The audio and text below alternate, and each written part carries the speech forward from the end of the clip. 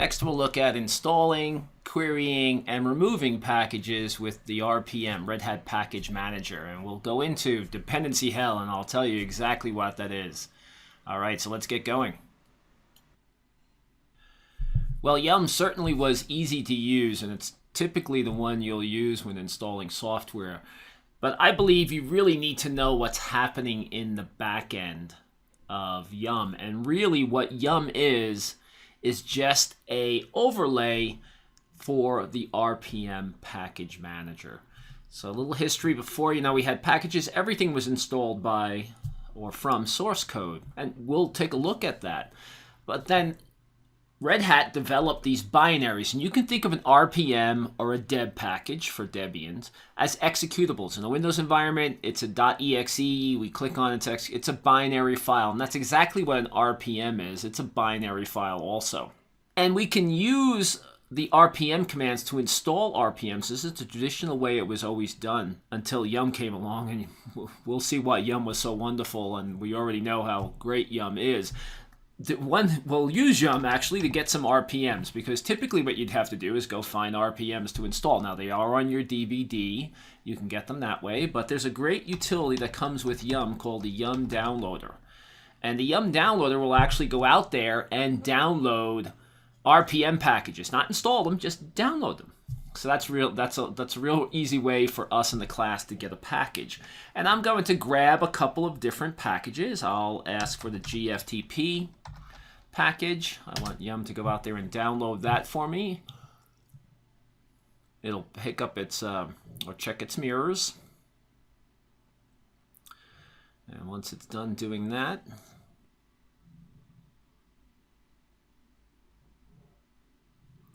all right, so we got the GFTP package. I'll also want Yum to go get a package called screen, which we'll be looking at later on in the class anyway. We'll get that package. And then the last one we'll get is the caffeine package that we installed earlier. I just want to demonstrate what that's like. Oh, not that. Oh, Yum Downloader.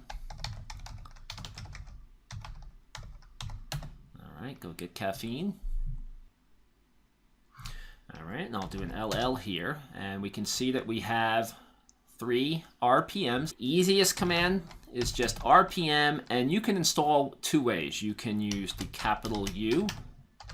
Capital U. Capital U will upgrade a package if it's there, or install it if it's not. The other option is I, which will just install. Now, why would you use one over the other? Well, the I, what's nice about the I option, typically you'll see me use the U option, but what's nice about I is that it will not override the one that's already there. So think, if you have a kernel, you download a new kernel, and you want to install that kernel, you may not want to override the old kernel, because what will happen is that if you do that and it doesn't work, you're stuck. So that's a perfect example. You want to keep that old kernel but have the new kernel. And so that's what the I option will do. The U option will literally upgrade that kernel, and that can cause problems. So we'll do U, V for verbose. We want to see everything, and we want to see it in human readable. And we'll install screen.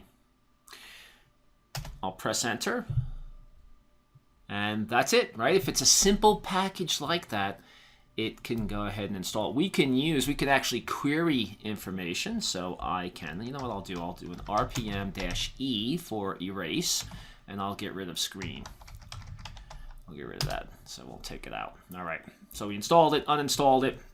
Let's go through some of the commands to actually query some of the packages. If I want to see all the packages that are installed on my system, I can say RPM or type RPM QA and press enter, and they all go scrolling off the screen. I want to know how many packages are here. I can up arrow, and I'll pipe it through WC. And I want to know the total number of packages. So I have currently 956 packages installed. I can pipe and grep for things. So if I want to, I can say grep for anything that has bind in the line. And I can see packages that have bind. So I can use this information if I want to install something, check the version of it. I can do it with that command. Very, very nice. I can see which package has been installed. This is one you'll typically see me use a lot in the class. So I can say which, and then user / bin. What's in here? No, don't do that. User / bin, and we'll say a play, whatever that is. And I can see what package installed that. I can actually make this a little bit quicker by using command substitution, because basically what I had to do was go find two things. So if I was to say, how about rpm-qf and backticks, not single quotes, but backticks, the ones that are above the tab key, and I put which init. Basically what will happen is, we know what which will do. Which will go out there and find where the init is in the system, and then put the path in there. So it's basically going to plug that in there for the init, and I'll press enter, and it'll come back and say upstart installed init. So we can use RPM, and you'll see me use it a lot throughout the class. I can query packages. Let's see what package I have in there. I can say RPM query PI, and we'll query caffeine. And I can get the information about that package if I want to.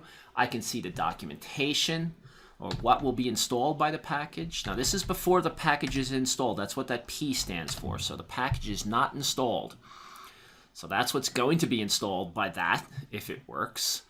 But we'll we'll try that one, because that's one we want to do. So I'll say RPM. I'll use the I this time, just to show you that it can be used. And we'll caffeine. And what happens immediately is we get all these failures about dependencies. This is called dependency hell. I literally would have to go out here and find a dependency, and when I found a dependency, I guarantee you it'll depend on something else. And that's where Yum just shines for us, by finding and resolving all those dependencies for us. It really is fantastic at it. Now, you saw I could query packages. If the package is already installed, I can still query it. I just get rid of the P. Right? So if I want to find information about a particular package that's installed, clear this line, clear that line. Get rid of that. I'll do an RPM QA, and I'll pipe it through less. And we'll go with this one right here, the ed package. I know what that is, but we'll do it anyway. So RPM QI ed. And we can find that ed is a very old and horrible editor, command line editor, which if you ever used it, you would think VI is paradise. It's terrible. So we can use RPM similar to we can use Yum, and it's definitely something you will use without a doubt, and you will be using it in the class. But Yum really takes away all the problems of the dependencies and actually trying to work with these dependencies. So Yum is typically the way you're going to go to install, but a lot of times you'll query packages with the RPM command. So that's a basic introduction to the RPM command. What we'll look at next is doing it the old-fashioned way from source code. When you don't have an RPM, you don't have a deb, all you have is source code. We'll look at installing some software through source that way.